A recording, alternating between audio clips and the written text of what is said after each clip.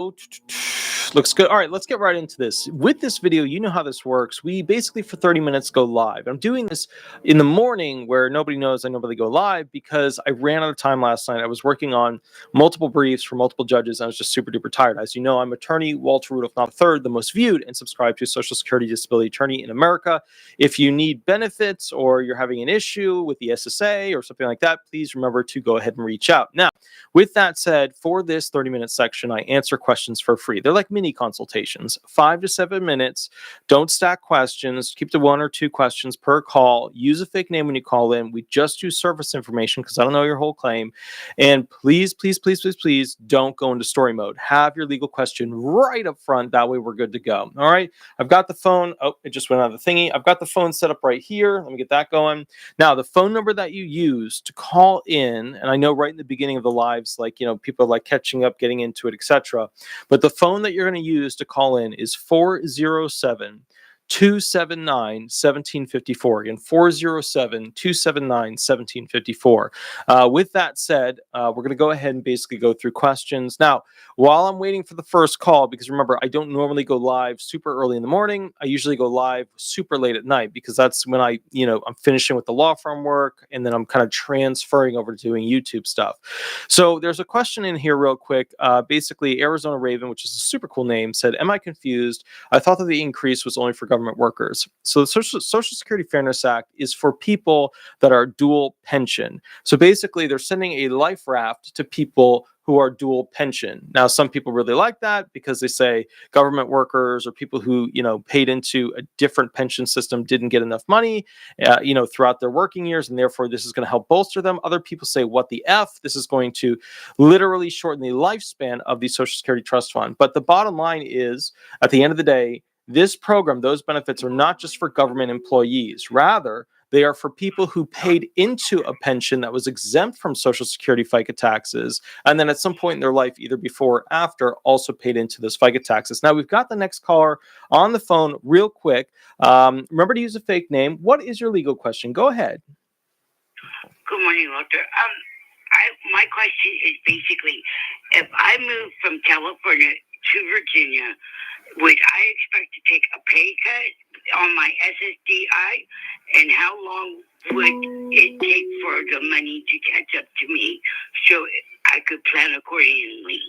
So with SSDI benefits, it's not like SSI where they give a state supplemental boost. So with SSDI benefits, you're pretty much going to get a similar amount because it's federal and it transfers over, unless you were getting some sort of California state supplemental. Was there a California state supplemental applied to you in any way? I do believe there was like $100 or something like that. Okay, so yeah, I have a payee, so I couldn't say for sure. Okay, gotcha. Okay, so bottom line is this: what part of California were you living in? Northern California. Okay, so the big thing with California is that prices are extremely high there, but that's also because it's a blue chip state. People get more. Everything costs more. You move to Virginia. Virginia is way cheaper to live in. So the thing you're going to realize is that from food to rent to electric to all those things are way cheaper in Virginia. So I don't. You're not going to take a loss. It's just going to be a different type of savings where you're not going to spend nearly as much to live there, but at the same time you're going to be able to, if you're getting a state supplemental from California, Virginia likely doesn't have that. Like most of the red chip states, the Republican states don't have state supplemental allowances. But like you go to like New Jersey, New York, California, yeah, they give a yeah. Okay, and then would an in-kind type of rental in Virginia affect my SSDI? So an in-kind support maintenance type of rental, it shouldn't affect your situation. So you go to Virginia, your SSDI, so they don't do the poverty standards like they do with SSI, where they do an in-kind support and maintenance review and then reduce benefits based off of what you pay in rent. So no, in that situation, no, that's not going to affect you going forward, going to Virginia. Even if it's a family member that had multiple rentals? So no. So because keep in mind, your SSDI, your Social Security Disability Insurance, which means so it's just a California thing. Well, keep in mind, like you're certain that you have SSDI and not SSI benefits, right? Oh yes, yeah. Okay. Yes. So then in Virginia, it's not really going to matter if somebody else, like a family member, owns stuff and you're moving into a family member's unit, because for SSDI benefits, they don't reduce your Social Security benefits. If, for example, somebody's helping you out a little bit with the rental, so you should be fine there. Yeah. Cool. All right, then I can help my brother. Thank you so much, Walter. You're awesome, man. Thank you. Thank you for all the information. And my membership is still going to go to Virginia. Perfect. Well, sounds good. You have a wonderful, wonderful night or morning. Yeah, morning. Yeah. Bye-bye. Bye-bye. Thank you. Bye-bye. Perfect. So just to kind of catch up with the Social Security Fairness Act again. So the main thing that you have to keep in mind is that with the Social Security Fairness Act, the whole idea is that it's somebody who's getting a pension somewhere else because they paid in throughout their life into a pension that was exempt from Social Security, FICA taxes. Let's get the next person real quick. Here we go. Hi, this is Attorney Walter Hnot. We are live on YouTube. Remember to use a fake name throughout this process. What is your legal question? Go ahead. Oh, hi, Walter.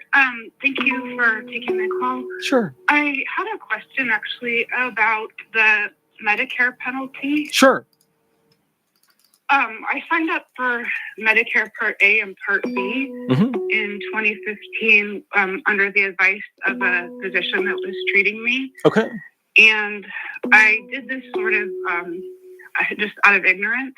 I had already insurance through my spouse's employer at the time. Okay. And I have had that insurance continually up until this year. Okay. And so I was paying a penalty for that continually, and it's been like a couple $100 okay. a month. And I guess my question is, I just recently found out about you, and so now I'm finally able to ask this question. Sure. Basically, is there a way to get out of paying that penalty, or am I just stuck paying that penalty for as long as I have SSDI? Well, so that's a really that's a really complex question for a lot of reasons. But what this really comes down to, from what I've seen, conversations about Medicare penalties, you have to ask yourself, how certain are you that you're going to, before you leave Medicare or don't want to pay the penalty or be a part of that, how certain are you that your spouse's health insurance is going to always be there? Because, the moment I ask that question, people are like, oh, of course, my spouse is always going to be working. But then I say to you, how assured are you that your spouse won't become disabled, lose that connection to those vocational, health insurance benefits, and then you'll have to be on Medicare? So, right up front, do you feel secure that you could get rid of Medicare if you wanted to? Well, now I'm on Medicare only because he switched jobs. Okay. And I don't have that insurance any longer. So that is my primary insurance. And so when I had to sign up for Part D, I actually knew to fill out the paperwork because of that situation. And so I'm not penalized for Part D, just for like Part A and Part B. Okay. Because I guess I was a little more familiar with like how the system works and stuff. So with most of these things, the eligibility, all right, what this comes down to is usually you waited past the point in which, like the moment you became eligible, you didn't take. So walk me through what happened with that. Because, what you're really asking me is how do I get around it? But that's the thing. That's the problem with Medicare. It is too punishing, and people don't know that if you don't take it the moment it becomes available, you get that 1% hit of a penalty, and that adds up. Yeah. Yes, that's exactly what happened. So I think I became eligible in 2012, and then I signed up for it in 2015 with a physician's advice to do that, and then I ended up getting a penalty, and then just this year I ended up getting Medicare as primary. And now I'm kind of thinking, well, is there a way that I can get out of paying that several $100s a month penalty for the Part A and Part B, or is it just sort of that ship has passed and it's like I'm paying that until forever? And if that's the case, it's okay. But if there's a way to get out of it, I would like to be aware of that.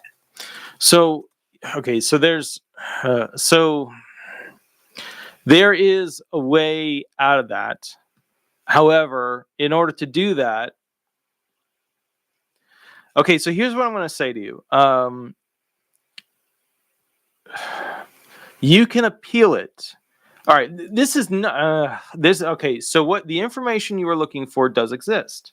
However, it is not information that I can really give you on a live chat where the entire world can see it on YouTube. And I can only explain to you when I explain it over the phone that other people do these things to begin the process to fix and appeal the late fee.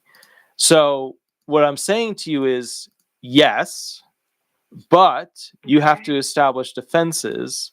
And some of those defenses, whether or not they are directly accurate or quasi-accurate, may be applied in your battle to try and reduce that percentage fee that they are penalizing you with.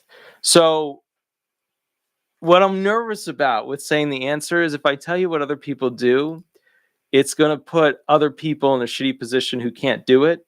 So what I would say is this: call me at some point, and I will tell you what other people do. I'm not advising that you do it, but I will tell you what other people do to get out of it, because there is an appeal process. But yeah, call me either later today or Thursday, and I'll walk you through it. Yeah. Okay, I appreciate that. Yeah, absolutely. Because the thing is this: if I go into that, there's some stuff I can't talk about with what people do and stuff like that, and I try to stay away from tax stuff that people do, etc. But yeah. So, anyways, just call me Tuesday or Thursday, and we'll kind of catch up with the appeal process and how that works. Yeah. Okay, we'll do. Thank you. Thank you, Madame. I'll catch you later. Bye-bye. Okay, bye. Okay, so we're gonna go to this other person who called in 1,000 times just to get this person settled, so they're all good to go. Let me get them on the phone real quick. Hold on. Let me get this rolling real quick. Here we go. Okay, good. So we're going to get this person on the phone real quick and keep rolling. Hello. Hi, this is Attorney Walter Hnot. Just wanted to go ahead and catch up with you. What is your legal question? And remember to use a fake name. Go ahead. Yes, sir. My name is Frank, and my legal question is, so my award letter on top is SSI. However, underneath it is SSDI. But how do I know which I'm receiving? If you look at the very top of the award letter, like the very, very top of the big letter, does it say supplemental security income, or does it say retirement, survivors, and disability insurance at the top? Yes, sir. So at the very top, that's what has me confused. At the very top is SSDI.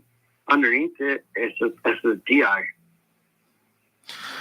With the can you read to me the paragraph with specifically how they worded it without your name or the amount in it? Let me see if I can find it. Wait, where does it? That's all it really points out. Other than that, so other words are really, really small. They don't seem very important. However, it just really stands out as a thought. Yeah. Maybe like half page down, it says SSDI. So, and I'm wondering. So the best thing you can do, if you're not sure and you want a quick answer, just call the 800 number and ask them if you were approved for SSI or if you were approved for SSDI or if you were approved as a hybrid allowance, which is where they give you both. If you got an SSI letter and they were talking about SSDI benefits, then it could have been in response to something you applied for but didn't win, or you could have had a date last insured problem. But the easiest way is just call the SSA 800 number and ask them, hey, was I approved for SSI or SSDI or both in a hybrid allowance? And they'll tell you right up front because they can access your file. Yes, sir. Okay. One more question. Sure. Does the SSI Social Security actually use it against us when we try to use our ticket to work? Well, no. So here's the thing: the SSA likes it for people to go ahead once they've been found disabled to go and get a job, try to keep a job, and get off of benefits. Because ultimately, if you're doing your 9-month trial work period, then you go to your 3-month eligibility period, then you go to your ticket to work program. You're going through this whole system to try and get off of benefits, and it's ingrained into Social Security workers that the trust funds are running out. Approving people that shouldn't be approved is wrong for many reasons. So the idea of going onto a ticket to work program is it's a good thing. It could be better, but it's a good thing because it protects you from CDRs during that period. The one thing I would say is this: if you're going to do it, make sure that you really, really put the effort in, because when you do a ticket to work, your goal, unless you're like doing a planned failure sequence, but your goal is to basically, putting it very simply, achieve an actual job in a career that will, get you off of that monthly check.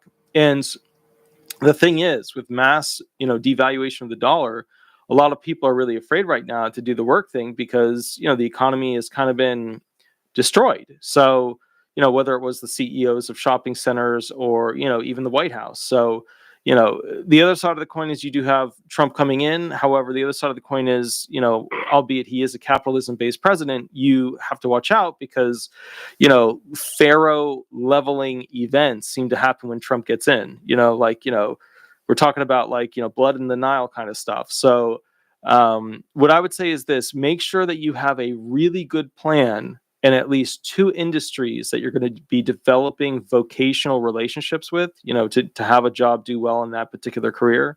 Or so like, let me ask you this: what are the fields that you are thinking about going into?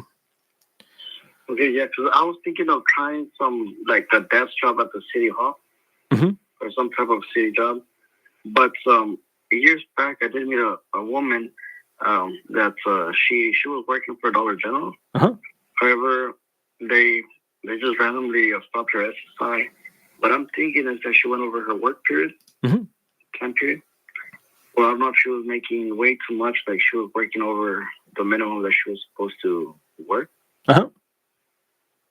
So I don't know about that. I'm not too sure. I'm just that's why my question was: is it true that they trick you onto using your ticket to work and just like cut you off of your SSI income? No. So the whole point of ticket to work is that they're not able to cut you out of your, Social Security benefits because you are protected from CDR reviews. CDR reviews are continuing disability reviews where they do not allow an individual during that time period to be audited. That's what it is. A CDR is an audit. So, something might have happened there where she earned too much or didn't do something she was supposed to, or submit, basically, where she was working, that she changed work, she's being paid by somebody else, whatever.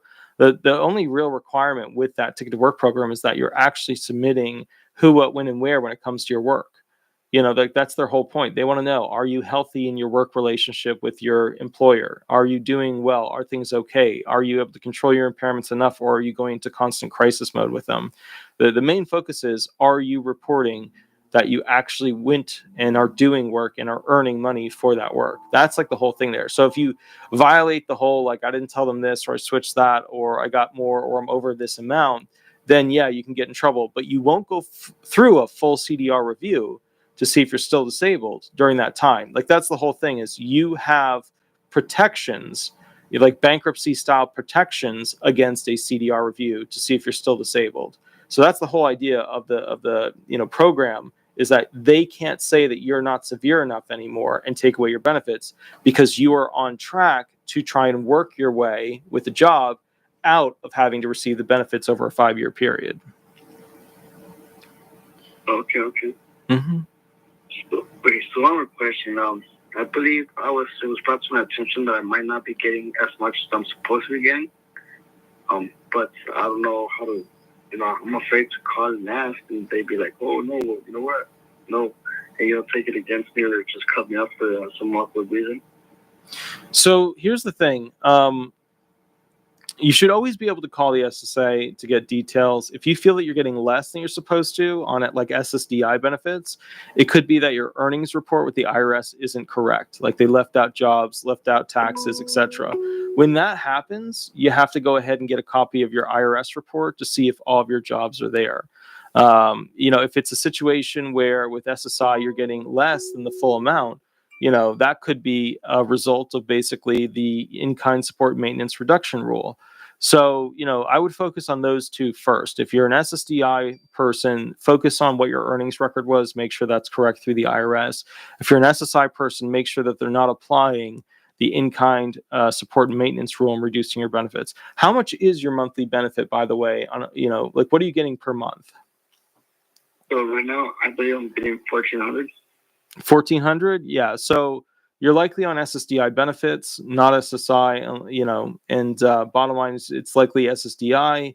And you'd have to go look at your work history, your earnings history to make sure that all of your earnings with the IRS are in. But keep in mind too, like a lot of people don't realize that over the past, 25, 30 years, people are getting so little from retirement because they changed the cost of living adjustment math. So every single year, people get significantly less than what they need to actually survive as an increase because, it gets more expensive each year. So the validity of people receiving Social Security benefits is dying. People are like, this program is stupid, it's useless, it's not helping, it's not doing what it's supposed to do.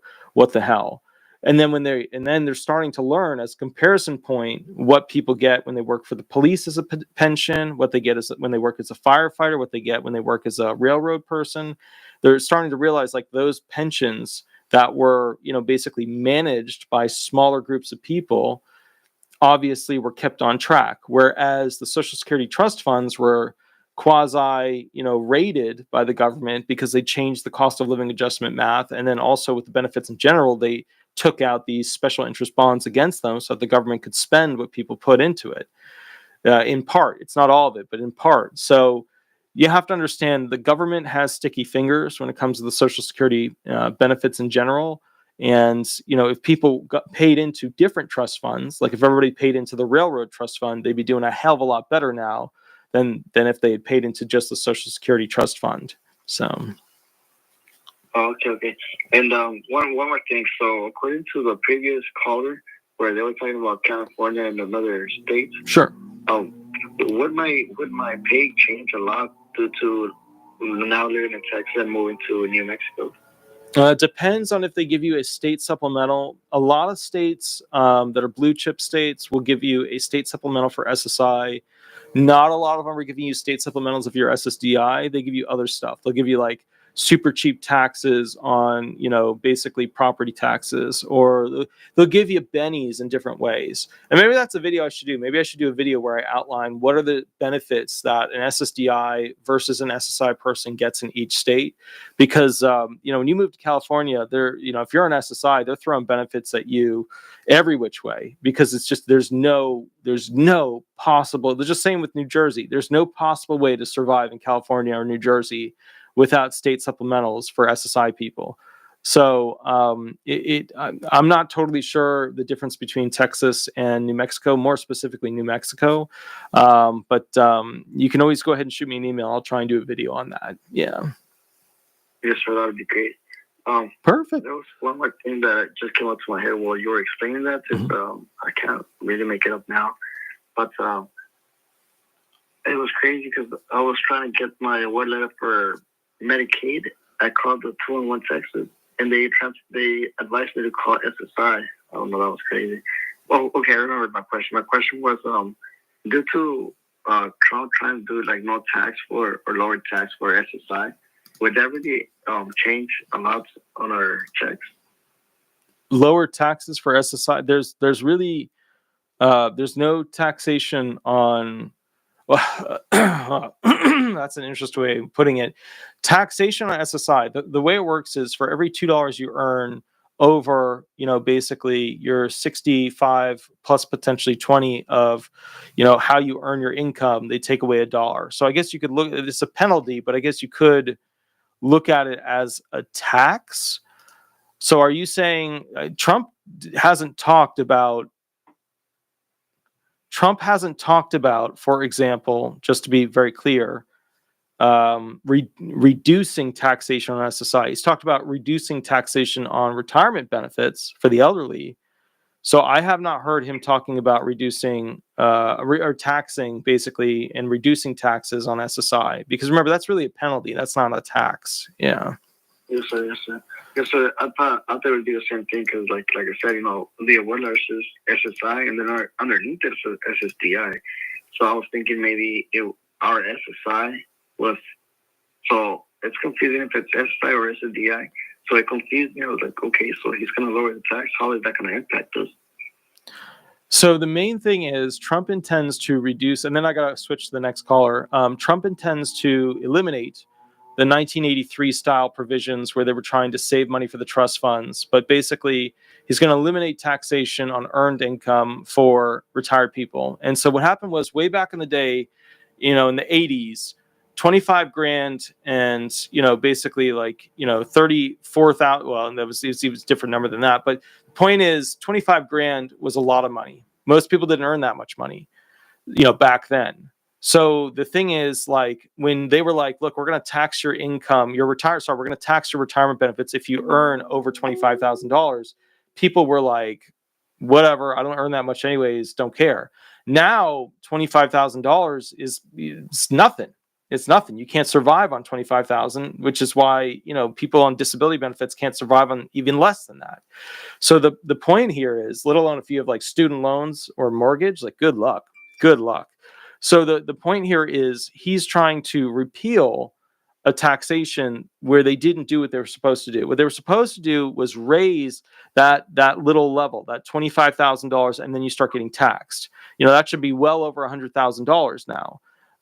But again, that's retirement benefits. That's not SSDI. That's not SSI. But I'm going to pop to the next caller. Good sir, you have a wonderful, wonderful day, okay? You do as well. Thank you, Attorney Hnot, and God bless you, buddy. You as well, good sir. Thank you so much. Good work. You too. God bless. Thank you. Bye-bye. Bye-bye. So real quick, I just want to do a shout out to Harry Bear, who did a $4 donation, which is awesome, with a little coffee dude there, which is very cool. Also a subscriber. And then we got Sen McGuire, did a $4.99 donation. If she had employee group coverage the whole time, provides proof to the SSA. Yeah, so we have to see how sticky that situation is, though, because sometimes how the person had coverage, what the coverage was, all that jazz. But indeed, that's kind of the road for that particular issue. Real quick, let me grab this next thingy real quick. Here we go. Hi, this is Attorney Walter Hnot. We are live on YouTube. Remember to use a fake name throughout this process. How can I help you? Yes, my name is Jay. Okay. I have a quick question. This is a quick question. My disability, right? They say it's at the payment pending for pay at the payment process. What does that mean? So I'm assuming like you went through the disability process, you were approved, and now you're waiting for them, and you just received notification that it's in the payment process, right? Yes, it's pending at the payment process. Okay, so what happens is this: once you're found disabled, you have to do the non-medical requirement review, which is called basically the pre-effectuation review. Once you finish that interview, and you've probably spoken with somebody, at the SSA, they ask you some basic questions. Once you finish that, you're in payment processing. So SSI benefits are usually paid and distributed and like dealt with at the local field offices, whereas something in the background there. Whereas the SSDI benefits are usually paid from a processing center. It could be like Jamaica, New York, or one of those places. And so the whole idea, yeah. I live in Orlando, Florida. Sure. But the payment processing center is not usually like right where you're at. It's usually somewhere else. It's like a big center that they just process payments. So the bottom line is this. That means that they're working on getting your check cut. And, in your case, if your SSDI benefits, because it's a processing center, you're probably going to get your back pay check first and then your forward pay check not that long thereafter. Okay, also, I'm trying to say, because, they suspended my Social Security because they said I was over the SGA limit. So I had to do what is called an expedite reinstatement. Mm-hmm. Sure. And, you get 6 months of provision Social Security until they decide. Mm-hmm. And now, they denied my expedite reinstatement, but I had to do an appeal on the expedite reinstatement. So where are you at currently with it? Like, what did you file? Well, I did an expedite reinstatement back then, and they denied that. So I had to do an appeal on the expedite reinstatement. So I'm waiting for the decision right now. Mm-hmm. So, all right. So when you went over SGA, did you submit to them the accounting as to why you had deductibles against it and therefore weren't above SGA? Or did you just submit the appeal and say, hey, please give me the money anyways? Oh, I submit my pay stubs and, I have my bosses write a letter saying I'm not working over the SGA. So. Yeah, but I mean, at some point they found where you did. So, what was your defense? Is I guess what I'm saying. But what you mean, like what my defense was? What was your defense when you submitted it for appeal as to the going over the SGA? What defense did you assert? What excuse did you assert that it was improper in their calculations? Well, the only thing I was trying to show is that I'm not no longer working over the SBA amount, So that's the only my defense was. Yeah, but I mean, it's a financial thing. Like you earned over a certain amount, they caught it. If your bosses say we don't pay over that certain amount, now remember it's gross. So like, how much were you earning in the month that they were claiming that you went over? They were saying I was earning maybe over $100. Okay, so $100 over the amount. All right. So what year are we talking about? 2023, 2024? It was actually they went back on me. It was the year of 2020. All right, and all right. So, I mean, SGA for 2020 was $1,260. So if you earned $1,360, you would have been over. How many months are they going after you for? It was just for, I think it was for the whole year. I think it's for 2020. Okay, so you got 12 months of it. Okay. What probably happened is their payroll processed gross amount over that. You need to go look up what are deductibles, for your impairments against those costs. So, what I want you to do is to go ahead and so just write this down. I want you to go look up and learn about what are called earways or IRWEs. Again, IRWEs. IRWE. Yeah. So put in like SSA IRWEs. Find those particular, impairment related work expenses, that you could use to potentially argue a deduction against the SGA. Because if you were $100 over, that was just payroll paying it over and over. But if you can find something that costs a little bit more than that as a deductible to allow you to actually work, then you can get out of that situation. Okay, because I don't know. Right now, I bet they're going to restart my paycheck or, they're not. Hopefully, they don't deny me again. So. Yeah, I'm sure they'll restart it because remember, if they're saying you went over SGA in 2020 and you've been receiving benefits 2021, 22, 23, 24, and then the beginning of 25, then yeah, they'll what's happening here is they found where you were over SGA. And, if you're over SGA, you're not eligible for that month. And if you're not eligible for a whole year, there could be some consequences. But, go through the appeal, but go look up those earways, IRWEs, and see what you can find to go ahead and get a deduction against those benefits. So do what you can with that. Yeah. Okay, Vince. Thank you. I see you on YouTube all the time. Appreciate Excellent. You. God bless you. You as well, good sir. You have a wonderful, wonderful day, okay? Okay, then. Perfect, sir. Thank you so much. Bye-bye. Bye-bye. All right, we're going to take one more caller because literally then I have to go and get on phones while I work on a brief because it's 9 a.m. shortly, Eastern Standard Time, and that's when the law firm opens. So if we don't have a caller within the next 2 minutes, then I got to go ahead and yada, yada. All right, so let me check and see if there's any questions in here. Oh, there's the caller. Here we go. Boop. Okay, speaker's on. Hi, this is Attorney Walter Hnot. We are live. Remember to use a fake name throughout this process. What is your legal question? Go ahead. This is live right now? Howdy, good sir. This is live. Yes. Yes. Okay. Hello, Mr. Walter. I have worked earlier in life, and I had established 28 work units. Okay. It was like the first 15 years of my life. In about 2000, I became permanently disabled, and at that point there, I was only able to draw SSI because I wasn't old enough for SSDI, or I didn't know about my father. He was in the military and the possibility of doing something with that. So I've been receiving SSI for probably the last 20 years.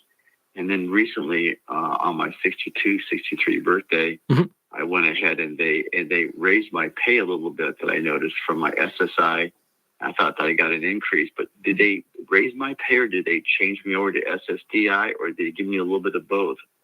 So what happens with SSI, and they used to be better about notifying people. They're just so understaffed right now that they're not getting all the notices out that they used to.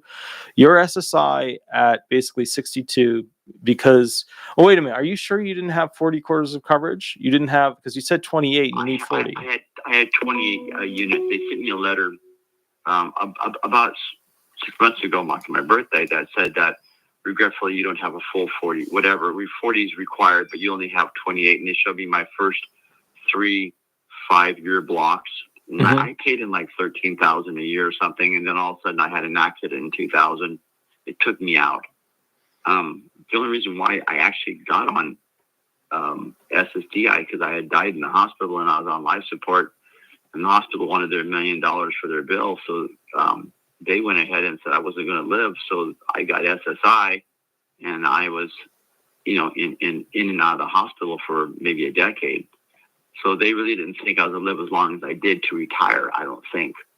I didn't have to fight for it very hard, but I also died in the hospital and I had a lot of pain and suffering. Well, horrible pain from all the surgeries that was done to me. So they gave me a feeding bag to carry around for 2 years. I didn't have any GI that worked. I carried a feeding bag and a pump around. Yeah. Now I'm a little bit better, but you raised a point though earlier that during COVID, I did go back to school and I did earn a degree. So that raised a red flag in my mind. I was like, okay, I got a degree. It was during COVID. I did with my grandkids to get them incentive to go to college to make something of themselves. And I ended up earning a degree because I just earned a degree. And I'm thinking, well, now am I going to be a target? Are they going to shut me off at 63 or 62, 63 where I am right now? Are they going to take benefits away? I don't qualify for SSDI, they said. I'm kind of nervous about sticking my head out of the ground. I don't want to say anything to them because every time I do, they want to re-examine me. I haven't been examined in about a decade, I guess. They haven't bothered me in about a decade. So I guess this Am I is to be worried? So first question, why do they increase your benefits? I mean, there's the cost of living adjustment, but I think what you're saying is they increased it more than the COLA. It was about 9 and then it went to like 12 or something like that. Yeah, that's too big of a raise for COLA. And they gave me the COLA of like $18 or something, or $30. Yeah, that sounds more like the COLA for a couple of years ago. So all right. Like the thing is, wait. So how much is the amount that you are currently receiving?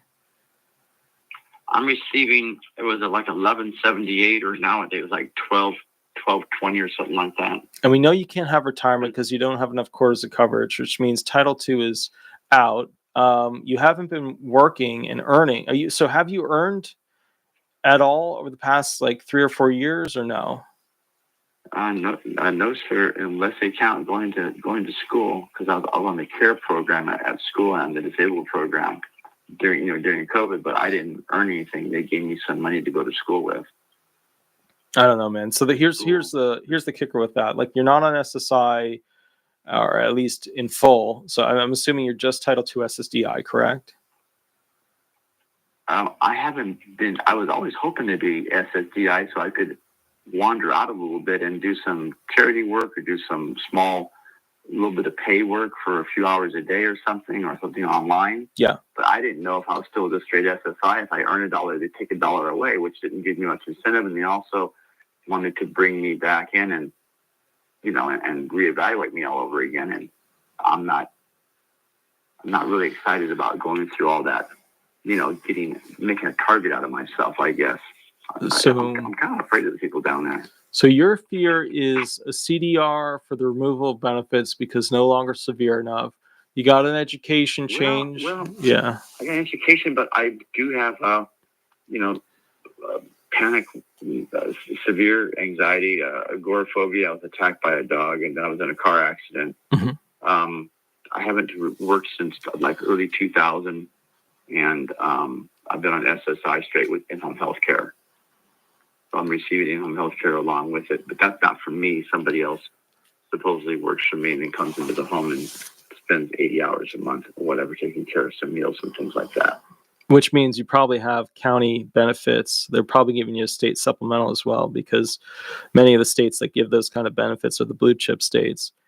All right, so I'm in that state. I'm in the state that's burning down right now. Yeah. So it's not a funny thing. It's a horrible thing, but we could have planned better for that.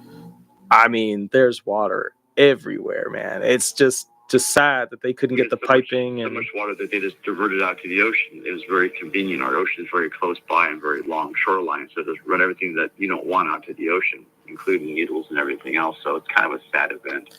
You know, for me, what was amazing with that event is that they have technologies. I have them in my house where it's literally a device that when fire hits it, it actually, blossoms and then sprays out this powder all over the place and doesn't allow fire to grow or be wherever that powder goes down.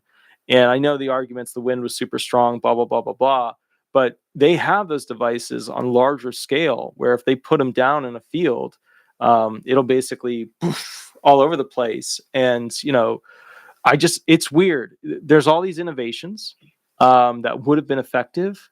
And it's just like, it almost appears to me as supreme incompetence or intentional. Yes, Yeah. because there's a lot of joy out of our governor's speeches, almost like he's elated for his 2.0 plan where he wants to rezone all that area. Right.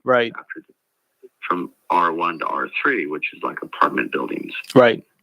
So he wants to turn that area into apartment buildings. He already had plans drawn back in 2018, 2019, which how would he know? Why even draw plans and change the zoning unless you're waiting for something to happen? So I'm a little bit, everyone in California is a little bit, we're not sure you did a very good job, or we're not sure you even tried it. We're not even sure what's even going on. I don't think he'll survive it. Yeah, I don't think he'll survive a political vote going forward. He's not very popular right now. He's never really been that popular. Like if you go talk to people on the street, At the last election, he almost lost the state. He only got the coastline, and then he went ahead and he counted ballots for 5 weeks after the election, and he changed 4 seats from Republican to Democrats by overseas votes that came in late. So it was kind of that doesn't happen anywhere else. He counted votes for over a month after the election, and then he took away 4 seats and gave it. It just seems like he's trying to keep it. He's trying to keep it all under control, make a disaster. Well, it's a bloodline state. He bought a $20 million house. Yeah, but you got to keep in mind that's a political bloodline state. His bloodline literally is politician, and then people who work in businesses that benefit. And their whole thing is inside control to increase wealth. I mean, Nancy is a study. I mean, she's a beautiful academia study as to how to basically have knowledge that equates wealth that is illegal for everybody else, but for, her transferring such knowledge to the husband does well, yada, yada. I mean, but see, that's the problem is with California was taken over by almost like a secret society of politicians. And, the weird thing is like California is a beautiful place. It had every opportunity on earth to be the biggest, best thing that could ever be. It had the money from the tax. Yeah. Oh, yeah. I mean, for going back to its origins. We have one of the finest U.S. mints here in California. We have 4 mints in the entire country, and one of the premium mints, the San Francisco mint, is here for all the S strikes. Yep. Yeah. I mean, we had the gold rush. I mean, this is should be a pretty wealthy, well-to-do state, but it kind of got a little bit on the, go woke, go broke. I mean, when Elon Musk left, and took all his jobs with him, and everybody else left, it was like, my son's a contractor, and he pays 27%. Yeah. And Newsom punishes us by raising the gas prices, but that really doesn't. He's not very popular for saying that. He's going to pay for Trump proofing the state by raising our gas prices. I don't know how in a fair election. I don't know how he's going to stay in office. I'm happy about it. Yeah. And Sen McGuire, thank you for putting in the connection between Gavin and Nancy. I left that out. The big thing, and I'm looking at the chat right now, but the big thing to keep in mind with your benefit situation is you're probably getting a state supplemental on top of the benefits. And then on top of that, so, all right, look, again, this is another one of those calls where I could tell you how to get you where you want to be, but the wiggly road to get there is something I don't like to do while I'm live on these, because these lives are meant to be just like straightforward. Here are the facts. Here's how the program works, as opposed to like the legal sorcery that gets you to point B. So what I would say is this: there are two things that you want. You want protection from bad CDR, potential removal issues, but it sounds like you also want a way to get onto Title II retirement successfully and with the most that you can get. So what I would say is this: shoot me an email at the law firm and I'll try and do a really quick response. No. Shoot me an email with your phone number and I'll kind of walk you through what most people do. And again, I'm going to tell you what most people do. I can't necessarily say as an attorney you should do this, but I'm going to tell you what most people do. So I understand. well, you're from California. You definitely understand. I understand. Yeah. I understand. Yeah. And, there could be advantages to her, and you mentioned it in an earlier. I watch some of your older ones too. That if you get a degree or anything like that, or anything changes, then all of a sudden up comes a red flag or something. They're required to, in their system, it comes up with a notification flag for CDR review. If you look at the regulations, that's one of the key triggering factors, because the only purpose in the eyes of the government to get an education is for the purpose of basically achieving more money in a vocational sense. It's not like for self-growth, which is ironic because a lot of disabled people are like, I want to get self-growth. But, that's also changing too, because, a lot of disabled, there's so much knowledge on YouTube now of how to do stuff, how to make money. Like when I was in my business, degree, my MBA, they never really taught me how to make invoices or fee petitions or fee agreements, stuff like that. So then I went to law school. I was like, well, now they're going to teach me how to go ahead and get money. They never taught me in law school how to do fee petitions, create invoices, do fee agreements. So, the thing is, traditional academia does not teach people how to make money, and then they have to get hired. Yeah. So, yeah. Well, in California, it's a lot of it. Education is about 15%. Indoctrination is about 70, 85%. Yeah. Yeah. Having to go online to college and see.